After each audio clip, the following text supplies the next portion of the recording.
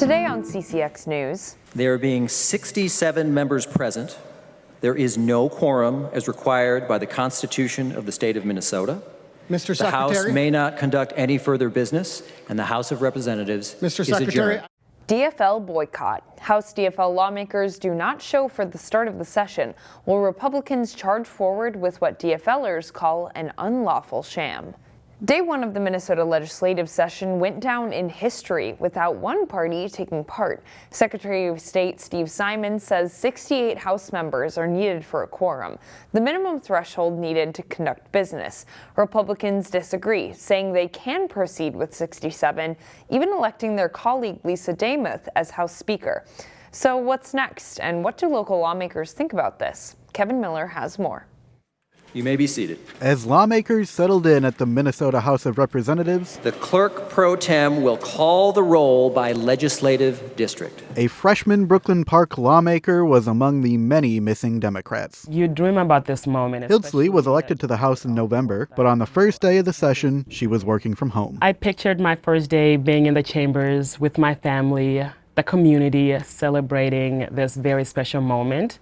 I actually never thought that we would be where we are today. The House of Representatives was about half empty. No Democrats showed up for the opening day. So, Secretary of State Steve Simon brought the proceedings to a halt. There being 67 members present, there is no quorum as required by the Constitution of the state of Minnesota.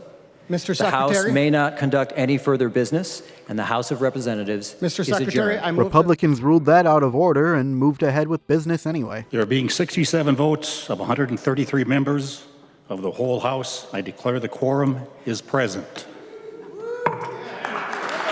Hildsley called the move a power grab. I want to remind everybody that the November election, the people of Minnesota, voted in full confidence in a tied House 67-67. And we are doing everything that we can to make sure we honor the will of the people that elected us. Representative Kristen Robbins, a Republican from Maple Grove, says her party is in the right. The reality is this is a Democrat-created constitutional crisis. For now, for organizing, we are the majority, and we intend to exercise all the powers of a majority. She said she hopes to see Democrats back in the chamber soon. We have serious things we have to address in the state of Minnesota that we need to work together on. We'll keep you posted with the latest at the legislature.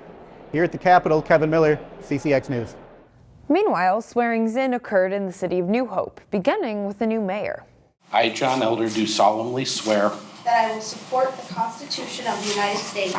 that I will support the Constitution of the United States. Mayor John Elder took the oath of office Monday night. Elder is a longtime council member who was elected mayor last fall.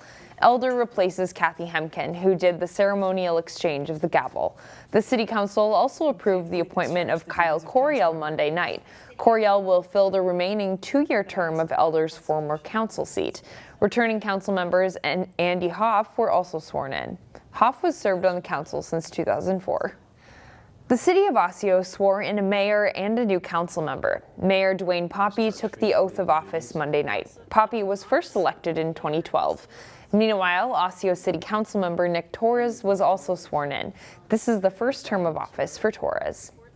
Women in the Northwest Metro now have a new clinic where they can go to seek care, with a special focus on women experiencing menopause. In this edition of Business Matters, Delene Cleveland takes us inside Harmony Wellness in Plymouth. Experts say that roughly 55 million women in the United States are currently experiencing menopause and dealing with the associated symptoms. I just didn't quite feel like myself anymore. 51-year-old Misty Bowie is one of them. Brain fog. I have a really demanding job, and so that was difficult for me. Low energy, difficulty gaining muscle, and losing weight. Bowie said she never got the answers she was looking for from her primary care doctor. So in August, she decided to visit Harmony Wellness in Plymouth. Every appointment has been amazing. They, I don't know about you, but I can text my provider and they'll respond right away. I can email them and they get back to me right away. So you really feel like you have a partner sort of in your health journey. That partner in her health journey is nurse practitioner Ivy Emery. We only serve women, that's our scope. She opened Harmony Wellness with a colleague last April. So we will ask about urinary symptoms, we'll ask about sexual symptoms and vaginal symptoms, and sometimes that isn't something that people offer up. There are medical topics that are not always openly talked about. So Emery's hope was to create a space where women could feel comfortable discussing their symptoms and ultimately find a treatment that works. If we don't ask the question, it's just sort of that culture of silence that continues. For patients like Bowie, she says she's already starting to notice a difference. I haven't had a hot flash in a month, and so that alone is amazing. Brain fog is definitely better. What's really been great is I am on hormone replacement therapy now, and I am starting to feel like myself again. In Plymouth, Delane Cleveland, CCX News. One thing worth noting, Harmony Wellness does not take insurance because insurance doesn't cover most of the services they offer. However, people pay using their health savings accounts.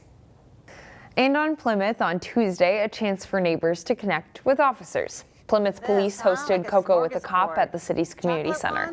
Officers from different parts of the department met with Plymouth neighbors to share treats with community members of all ages. Reserve Officer Emmy Pache says it was a great opportunity to get to know people on a cold day.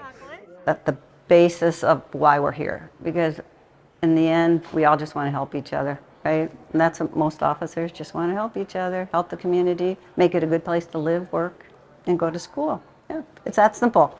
Some also took it as a recruiting opportunity. Pache talked to some neighbors looking to get into policing as well.